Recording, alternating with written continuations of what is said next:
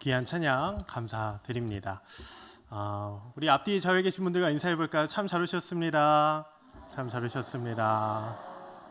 네, 참 잘 오셨습니다. 오후 예배 가운데도 하나님의 은혜가 가득하길 축복합니다. 오늘 말씀은 잠언 말씀입니다. 여러분 잠언하면 떠오르는 것이 무엇입니까? 지혜이죠. 그래서 우리 자녀들, 우리 다음 세대들에게 그렇게 우리가 잠언을 읽히고 또 필사도 하고 그렇게 시키는 것 같습니다. 저도 어릴 때 기억을 되돌아보면 이렇게 잠언 필사를 해서 이렇게 주일학교에서 상도 타고 그랬던 기억이 있는 것 같은데요. 참 잠언은 이렇게 우리에게 아주 유익한 말씀이죠. 근데 잠언을 쭉 읽다 보면 항상 우리 삶의 기본 지침서들이 등장하는 것을 볼 수가 있습니다. 이것을 하면 뭐 이렇게 된다. A를 하면 우린 축복을 받는다. A 하면 B를 받는다. 이렇게 뭔가 기본 지침서가 등장을 합니다. 어렸을 때 제일 무서웠던 말씀이 이 말씀이었습니다. 좀 더 졸면, 좀 더 자면 어떻게 된다 그래요? 내 빈궁이 강도같이 온다. 저는 이 말씀이 정말 할머니가 저를 그렇게 이 말씀으로 협박을 많이 했습니다. 그래서 어렸을 때는 순수했을 때는 좀 자려고 하다가도 이 말씀이 딱 떠오르면 벌떡 일어나고 그랬던 기억이 나는데요. 근데 이 잠언서를 보면요, 이렇게 단순한 지침서들, 착한 일을 하면 하나님께 복을 받는다, 악한 일을 하면 벌을 받는다, 콩 심은 데 콩 나고 팥 심은 데 팥 난다, 이런 얘기들이 굉장히 많이 나옵니다. 그래서 인과응보의 지침서죠. 그래서 잠언 3장 9에서 10절에 보면 내 재물과 내 소산물에 처음 익은 열매로 여호와를 공경하라. 그리하면 내 창고가 가득히 차고 내 포도즙 틀에 새 포도즙이 넘치리라. 이 소산물의 처음 익은 열매를 하나님께 드리면 우리 집의 창고가 아주 가득 차고 풍성해진다라는 말씀이죠. 하나님께 드린 만큼 실제로 하나님께 더 복을 받는다라는 겁니다. 하나님께 투자하면 하나님께 돈을 받는다라는 거죠. 저는 어렸을 때에 이 말씀이 제대로 저에게 적용이 됐습니다. 정말 얼마나 축복된 말씀인지요. 제가 11조를 하면 그렇게 몇 배 이상의 돈이 들어오는 겁니다. 진짜 아멘이 나오셨는데요. 아멘을 들으려고 한 건 아닌데요. 진짜 신기하게도 그렇더라고요. 11조를 하면요, 2배 이상의 돈이 항상 들어와요. 얼마나 큰 축복인지. 그래서 11조를 하는 게 그렇게 아깝지가 않았습니다. 왜냐하면 11조 하면 돈 들어올 건데 약간 투자의 개념이었습니다. 하나님께 돈을 맡기고 뭔가 이자를 받는, 진짜로 그랬습니다. 갑자기 어떤 분이 용돈을 주시고 정말 이런 축복이 있었는데 어느 날 이 축복이 어떻게 됐을까요? 끊겨버렸어요. 엄청 불행해졌습니다. 요즘은 11조를 해도요, 돈이 들어오지가 않아요. 그래서 11조가 이제 아깝다는 생각이 들기 시작합니다. 왠지 돈이 들어와야 되는데 돈이 들어오지 않아요. 그럼 그때 생각해 보죠. 오늘 말씀 이 3장 9절에서 10절, 왜 돈이 안 들어올까? 내가 하나님께 드렸는데, 하나님께 투자했는데 왜 나는 돈을 받지 못할까? 이런 생각을 많이 하게 되었습니다. 전혀 돈이 들어오지 않으니 시험에 든다라는 것이죠. 이것이 신앙생활의 어려움인 것 같습니다. 살다 보면 이 잠언의 말씀대로 되지 않을 때가 참으로 많죠. 삶이 이처럼 간단하지 않기 때문입니다. 어떤 날은 말씀대로 되다가도 어떤 날은 이 말씀대로 되지 않는, 내 옆에 김 지사는 이 말씀대로 살아서 축복을 받았는데 나는 이 말씀대로 살았음에도 나는 그 축복을 받지 못하면 하나님은 날 싫어하는 걸까? 날 미워하는 걸까? 하며 우리는 의구심이 든다라는 것이죠. 그래서 잠언은 이제 제 머리가 크면 그냥 좋은 말씀 정도, 그냥 이대로 된다기보다는 그냥 이 말씀, 그냥 좋은 말씀, 그냥 유익한 말씀, 우리는 이 정도로만 잠언을 읽는 것 같습니다. 그러나 여러분 생각해 보십시오. 여러분 건강하려면 무엇을 해야 되나요? 당연히 여러 가지가 있겠지만 운동을 해야 되는 것이죠. 운동을 해야 됩니다. 운동해야 건강해지는 것이죠. 근데 항상 우리 삶에는 예외가 존재한다라는 말입니다. 예전에 저희 외할아버지만큼 참 규칙적인 사람이 없었습니다. 공무원이셨는데 어쩜 그렇게 규칙적인 삶을 사셨는지, 딱 뭔가 인간미가 없었습니다. 로봇 같았습니다. 밥도 딱 제 시각에 드셨고요. 가장 중요한 것은 밤 8시가 되면 그렇게 방으로 들어가서 주무십니다. 명절이고 뭐 생신이고 뭐 할 것 없이 딱 8시가 되면 방에 들어가서 주무셨어요. 그래서 참 재미가 없었습니다. 할아버지와의 추억이 별로 없었어요. 뭔가 생신이 있고 명절이면 같이 뭐 가족들이랑 얘기도 해야 되지 않겠습니까? 근데 외할아버지는 딱 8시만 되면 들어가셔서 주무셨고 또 일찍 일어나셔서 운동하셨습니다.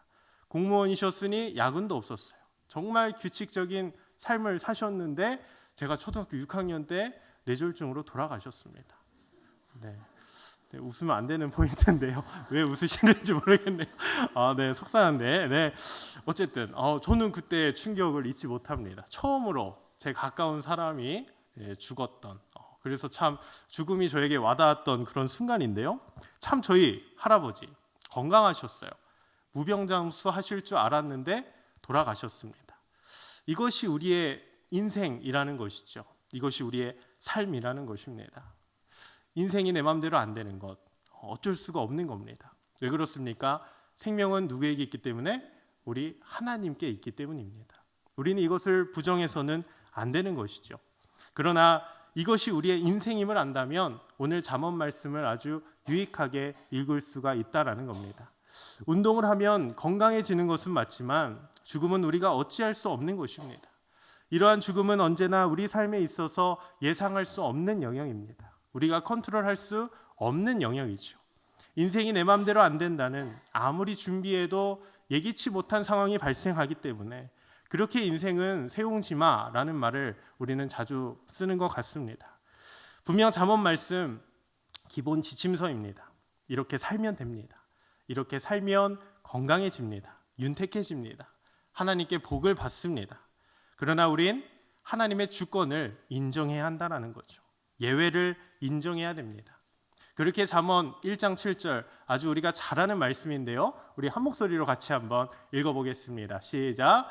여호와를 경외하는 것이 지식의 근본이거늘 미련한 자는 지혜와 훈계를 멸시하느니라. 아멘. 여호와를 경외하는 것, 이것이 지식의 지혜의 근본이라는 것이죠. 이것이 잠언의 기본 원리입니다. 우리는 이렇게 하나님의 주권을 인정하며 나아가야 하는 거죠. 하나님을 경외해야 하는 겁니다. 우리의 주인은 하나님이기 때문에 우리의 생명은 주님께 달려있기에 우리는 언제나 그 예외의 상황을 온전히 하나님께 맡겨드려야 한다라는 것이죠. 그렇게 훈련을 하고 믿음의 훈련을 하여서 온전히 하나님을 따라 살아가야 한다라는 거죠. 이것이 오늘 잠언에서 말하는 지혜의 출발점이라는 겁니다. 이 잠언의 모든 삶의 지침서 가운데 이 말씀의 중심축이, 이 말씀이 중심축이 되어야 합니다. 운동을 하면 건강해지듯이 잠언 말씀을 지키면 우린 건강해집니다. 그러나 그 상황 가운데서 가장 우선시 되어야 할 것은 하나님의 주권이라는 거죠. 여호와를 경외하는 것이 지식의 근본이다. 하나님을 경외하는 겁니다. 이 하나님의 말씀을 듣고 순종하는 것입니다. 내 생각대로 흘러가지 않아도 하나님께서 더 풍성한 길로 나의 삶을 인도하시는 것을 우리는 믿음으로 바라보며 오늘 잠언 말씀을 읽어야 한다라는 것이죠. 이것이 하나님을 경외하는 그 지혜의 출발점이라는 겁니다. 경외는 단순히 두려운 것이 아닙니다. 오히려 사랑이 넘치는 거예요. 감사함이 절로 나오는 겁니다. 우리 주님은 우리를 친구로 부르셨다라고 복음서에서 말씀하시죠.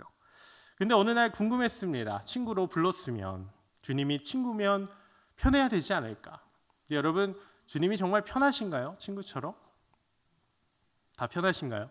저는 조금 불편하더라고요. 많이는 아니고 좀 불편하더라고요. 친구면 정말 편해야 되는데 주님은 좀 불편하다. 왜 그럴까? 근데 좀만 생각해 보니 알겠습니다. 권사님이 저에게 친구하자라고 할 때 정말 친구가 되자는 겁니까? 소꿉친구가 되자는 겁니까? 그런 게 아니겠죠?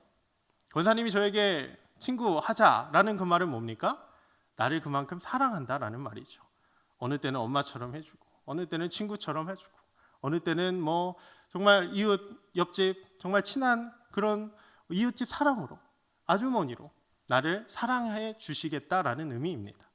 근데 그것을 모르고 친구하자라고 해서 권사님과 어깨동무하면 그것은 소위 못 배운 사람이겠죠. 이렇게 주님은 우리를 친구로 부르셨습니다. 네, 이 말은 단순히 소꿉친구가 아닙니다. 널 그만큼 사랑하겠다라는 것이죠. 우리 주님은 왕이십니다. 왕이면 명령하면 끝나는 겁니다. 그런데 그 주님, 그 왕께서 우리와 친구하자라는 것이죠. 그 왕이 주님, 그 주님이 왕이라는 것을 알았다면 우리는 그 말은 언제나 감사의 의미로 다가온다라는 겁니다. 우리 주님께서는 우리를 친구로 부르셨습니다. 우리를 너무나도 사랑하셔서 이제 우리를 친구로 삼아주시고 너에게 크고 은밀한 일을 알려주시겠다 말씀하시는 겁니다. 저 높은 자리에서 그 왕끼리 하는 그 얘기를 우리와 함께 나누시겠다라는 것이죠. 그러니 우리는 언제나 감사가 넘치는 겁니다.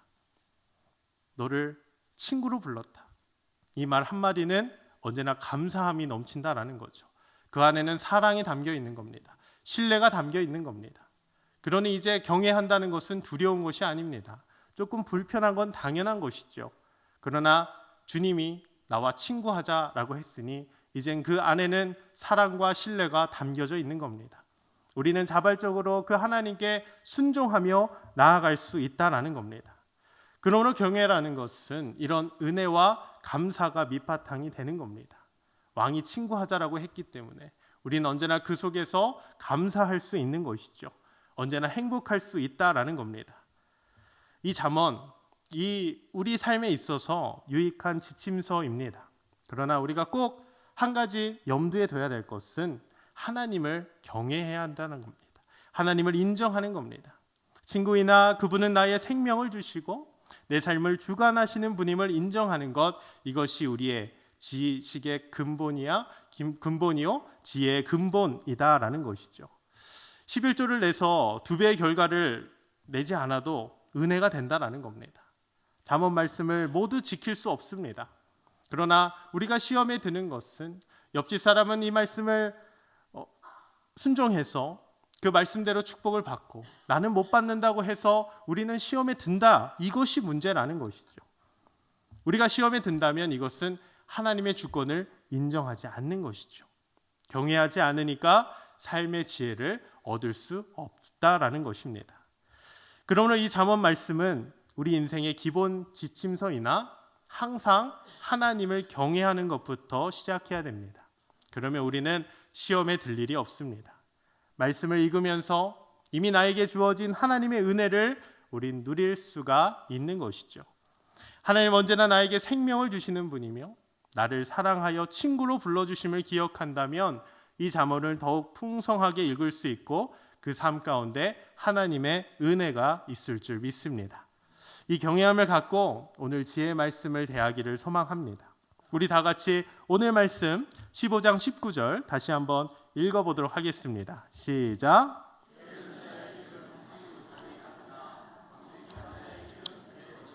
아멘.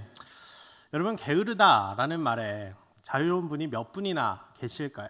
뭐든지 상대적이라 참 이 말씀을 보면 저는 항상 찔리는 게 있는 것 같습니다. 참 우리는 게으르고 싶습니다. 그렇죠? 지난주에 명절 연휴 얼마나 빨리 갔습니까? 얼마나 빨리 지나갔습니까? 눈 떠보니 수요일이고 근데 내일은 또 연휴라서 참 행복한데요. 이렇게 우리는 참 게으르고 싶을 때가 참 많습니다. 게으름에서 자유로운 사람은 없을 겁니다. 사실 게으르면요, 어느 길이든지 다 가시밭길입니다. 아무리 평탄한 길이라도요, 게으르면 그것은 가시밭길입니다. 그냥 걷기가 싫은 겁니다. 정말 휴일에 아무것도 하고 싶지 않은 날이 있지 않습니까? 정말 손 하나 까딱하기 싫은 그런 뒹굴거리고 싶은 날, 그런 날에 집안을 돌아다니는 것도 굉장히 괴롭습니다. 그러니 걷는 것조차 싫기에 그의 길은 언제나 가시밭 길이라는 것이죠. 이 구절을 새 번역으로 보면 가시덤불로 덮여 있는 것 같이 꽉 막혀 있다라고 번역되어 있습니다. 게으른 사람은 이를 미룹니다. 그리고 그에 대한 변명을 하기 시작하죠. 스스로 속이는 말을 합니다. 그래서 잠언 26장 13절에 보면 길에 사자가 있다 말하며 움직이지도 않는다. 이런 사람을 게으른 사람이라고 말하죠. 그러니 실제로 그 길은 가시 울타리는 아니지만 사실 그에게는 도무지 앞으로 나아갈 수 없는 고통의 길이라는 겁니다. 뭐든지 시간은 상대적이니 힘들고 어려우면 그것은 고통의 길입니다. 고통스러우면 그 어둠의 터널도 굉장히 길게 느껴지죠. 가시밭길 지루할 겁니다. 왜냐하면 그것은 고통의 길이기 때문이죠. 길을 멀리 갈 수도 없습니다. 상대적으로 길게 느껴진다라는 겁니다. 이 게으른 자의 길이 이 가시밭길과 같다라는 겁니다. 게을러서 길이 고통스럽고 게으르니 실제로 일을 망치고 길이 험해져서 또다시 괴로운 길이 되어지는 그런 악순환이 반복된다라는 것이죠. 이에 반해 정직한 자의 길은 대로입니다. 탄탄대로예요. 아주 넓은 길입니다. 아주 평탄한 길이라는 거죠. 평화롭습니다. 얼마나 좋은 길입니까? 그런데 이해가 안 되는 한 가지가 있습니다. 언뜻 보면 대조를 통해서 우리에게 하나님은 말씀하시는 것 같지만 사실 게으른 자와 정직한 자는 대조가 될 수가 없습니다. 게으른 자의 대조는 부지런한 자가 되어야겠죠. 근데 오늘 저자 솔로몬은 게으른 자와 정직한 자를 대조하고 있습니다. 왜 게으른 자의 반대말이 정직한 자일까? 근데 그렇다고 정직한 자가 부지런한 자라고 한다면 이게 말이 되는 걸까? 이런 생각도 해봅니다.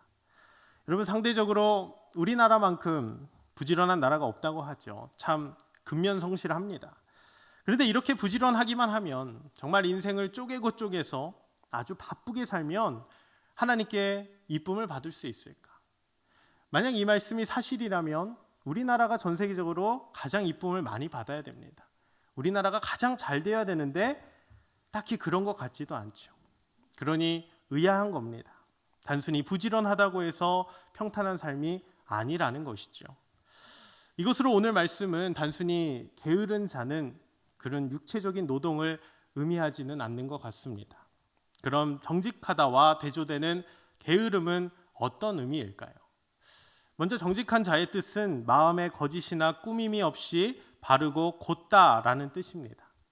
그럼 반의어는 부정직하다, 교활하다 정도가 될 수 있을 것 같습니다. 두 마음을 품는 것을 이야기하는 것이죠. 거짓을 일삼는 사람입니다.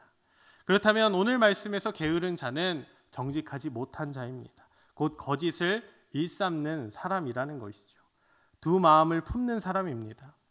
오늘 하나님은 단순히 육체적으로 게으른 자를 지칭하지 않는 겁니다. 거짓을 일삼는 사람, 가식적인 사람, 하나님 외에 세상의 것을 탐하는 사람을 오늘 하나님은 말씀하시는 거죠. 마태복음 25장에서 이 달란트 비유에서 주님은 게으른 종을 비판하셨습니다. 그리고 그 게으른 종을 악하다라고 말을 했죠. 주님이 주신 한 달란트를 함부로 생각하고 무시하여서 그것을 확장하여 쓰지 못했기 때문에 그를 게으른 종이라 말하며 악하다 말했습니다. 이 게으른 종이 다른 사람일까? 아닙니다. 우리 모두에 해당되는 말이죠. 단순히 세상에서 부지런하다고 침대에서 뒹굴거리고 싶어서 게으른 것이 아니라 분명 주님이 우리에게 맡겨주신 사명이 있고 또 그에 합당한 달란트가 있는데 우린 이런저런 변명을 하면서 주님을 바라보지 못하고 앞으로 나아가지 못한다면 오늘 잠언에서 말하는 게으른 자라는 뜻입니다. 아무리 바쁘고 부지런해도 주님이 주신 사명을 위해 달려가지 않는다면 그것은 하나님이 보시기에 게으른 자입니다. 그리고 심지어 마태복음에서는 그를 악하다라고 말을 했습니다. 주님이 주신 달란트를 쓰지 않고 다른 것에 시선을 두고 살아간다면 그 사람은 주님이 보시기에 게으르고 악한 종이라는 것이죠. 이렇게 주님 앞에서 변명하는 자들의 길은 당연히 가시밭 길입니다. 이 영적으로 게으른 자들은 가시울타리가 쳐져 앞으로 가지 못한다며 변명을 하죠. 한 달란트를 숨겨놓았던 종처럼 여러 가지 변명을 하면서 주님의 사명을 위해 헌신하지 않는다면 그것은 게으른 종이라는 것입니다. 그리고 그 길은 가시울타리와 같다라는 것이죠. 그러나 반대로 정직한 자, 하나님만 바라보는 자, 하나님을 위해 살아가는 자는 그 길은 탄탄대로라는 겁니다. 넓은 길이라는 겁니다. 시원한 것이죠. 6차선, 8차선 같이 넓은 길이라는 겁니다. 왜 그렇습니까? 자신이 어떤 길을 가야 되는지, 그리고 하나님이 나에게 무엇을 주셨는지 알고 그 사명을 향해 거침없이 나아가기 때문입니다. 수많은 고난과 역경이 있더라도 그것을 돌파해 나가는 믿음, 그는 그 주님만 바라보기 때문에 이런 믿음을 갖고 나아갈 수 있는 것입니다. 이 믿음의 길을 걸어가니 그의 길은 탄탄대로 큰 길이라는 것이죠. 이 정직한 자는 영어로 보면 upright입니다. 꼿꼿한 자입니다. 반듯한 자입니다. 똑바른 자입니다. 아주 굳센 자이죠. 여러분 어제 축구 재밌게 보셨나요? 참 한일전 재밌게 봤는데요. 이제 아시안 게임이 이제 폐막을 한다고 합니다. 네, 개막한 지 엊그제 같은데, 근데 메달의 색깔을 넘어서 참 모든 선수의 땀방울이 값진 것 같습니다. 그런데 제가 인상 깊은 이 메달은 육상에서의 동메달이었습니다. 남성 계주에서 38초 74의 한국 타이 기록으로 37년 만에 우리 한국 육상이 동메달을 땄습니다. 정말 역사적인 순간이었는데, 그 자랑스러운 계주 선수 중에 김구경이라는 선수가 있습니다. 아마 한 번쯤은 들어보셨을 텐데요. 그는 14년째 국내 1위입니다. 그리고 2010년에 19살의 나이로 100m를 10초 3일에 뛰면서 1979년에 세운 한국 기록을 31년 만에 깨트렸습니다. 그리고 이 선수는 그 이후로 기록을 4번이나 갈아치우면서 10초 07의 놀라운 한국 기록을 만들었습니다. 그는 국내 1위였습니다. 그러나 국제 대회에서는 전혀 힘을 쓰지 못했습니다. 금은커녕 동메달도 따지 못했습니다. 14년 동안 독보적인 국내 1위였으나, 우리 한국 육상의 1위였으나 세계에서는 아무도 그를 주목하지 않았습니다. 그러나 육상의 최약체국의 대표로서 그는 묵묵하게 꿋꿋이 그 길을 14년 동안 걸어갔습니다. 그렇게 이번 아시안 게임에서 그의 마지막 국제 대회에서 동메달을 따게 된 것입니다. 이것이 바로 우직함입니다. 정직함입니다. 꼿꼿한 것입니다. 꿋꿋이 그 길을 걸어가신 겁니다. 오늘 주님이 말씀하시는 이 꿋꿋한, 이 정직한 사람은 바로 이런 사람입니다. 비록 세상은 주목하지 못해도, 주목하지 않아도 우리나라에서조차 육상에는 관심이 없었으나 그 김구경이라는 선수는 그 자리를 묵묵히 지켰습니다. 메달이 없다고 주눅들고 괴로울 수 있으나 그 가운데서 그는 묵묵히 그 길을 걸어갔다라는 겁니다. 이렇게 꿋꿋이 걸어가는 자, 이 믿음의 길을 꿋꿋이 걸어가는 자를 하나님은 정직하다 말합니다.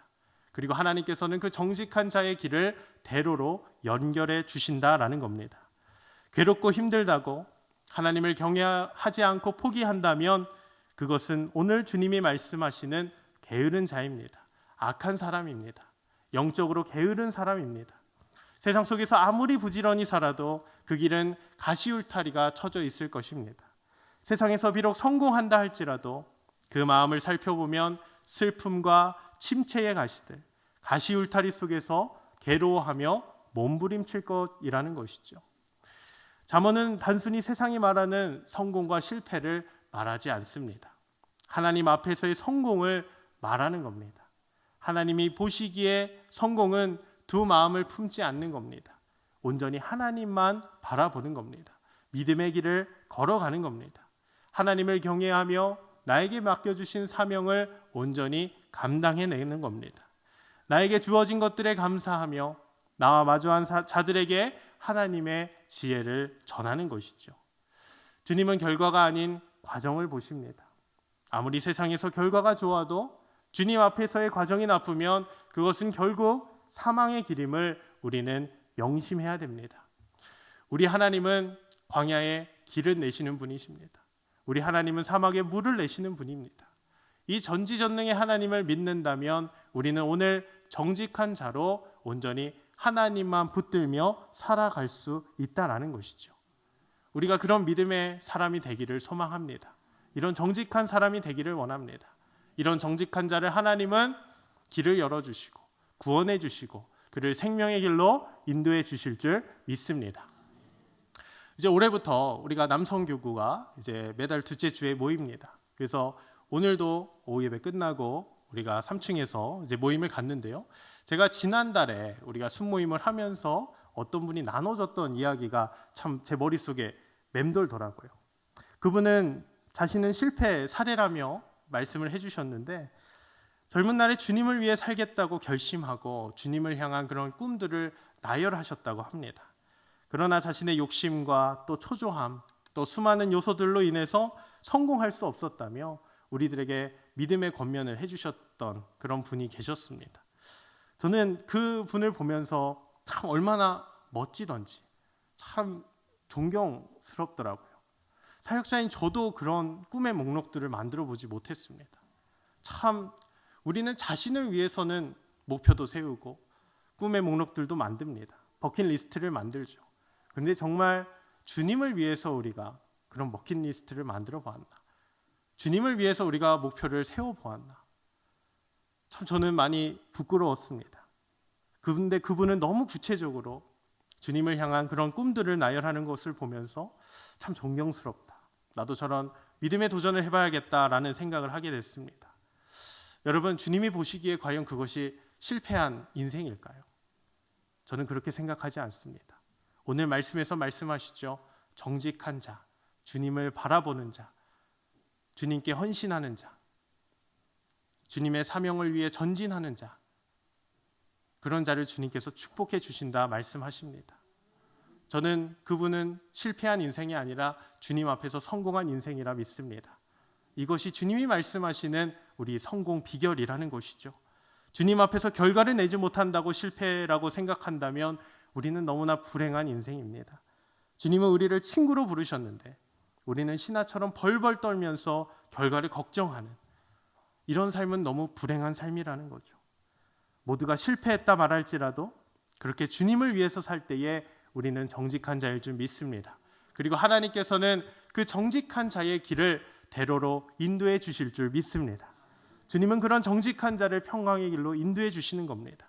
당장의 결과에 연연하지 않아도 됩니다. 우리는 분명히 주목해야 될 것은, 우리가 바라봐야 할 것은 온전히 주님 앞에서 정직하게 행하는데 거기에만 우리는 초점을 맞춰야 된다는 거죠. 우리는 단순히 세상의 성공이 아니라 정직한 자의 길을 걸어가는 자들입니다. 주님 앞에서 정직하여 꿋꿋하게 믿음의 길을 걸어가는 자들입니다. 크리스찬이 성공을 못해서 요즘 시대에 욕을 먹고 있는 겁니까? 그렇지 않죠. 성공을 못해서 맨날 실패하면서 우리가 욕을 먹는 건가요? 그렇지 않습니다. 세상 속에서 우리가 다르지 않기 때문입니다. 뭔가 다름이 없기 때문입니다. 사도행전에서 그 그리스도인이라고 처음으로 불림을 받았던 자들을 보십시오. 뭔가 다르기 때문에 그들을 그리스도인이라고 부른 것입니다. 우리가 성공을 했다고, 우리가 성공을 못한다고, 그런 것 때문에 우리가 지금 욕을 먹고 있는 것이 아니라 세상 속에서 다르지 않기 때문에 욕을 먹고 있는 겁니다. 우리는 정직한 자의 삶을 살아가야 될 줄로 믿습니다. 세상 속에서 우리는 그것만 바라봐야 됩니다. 세상의 성공과 실패는 주님이 알려주십니다. 주님이 결정해 주시는 겁니다. 그러나 우리가 분명히 기억해야 할 것은 그 상황 가운데서, 어떠한 상황 가운데서도 우리는 주님만 바라보며 나에게 주신 사명을 위해 전진하는 것입니다. 우리 그 사명을 위해 전진하는 우리 모두가 되시길 주님의 이름으로 축복합니다. 그렇게 정직한 자의 길은 대로인 줄 믿습니다.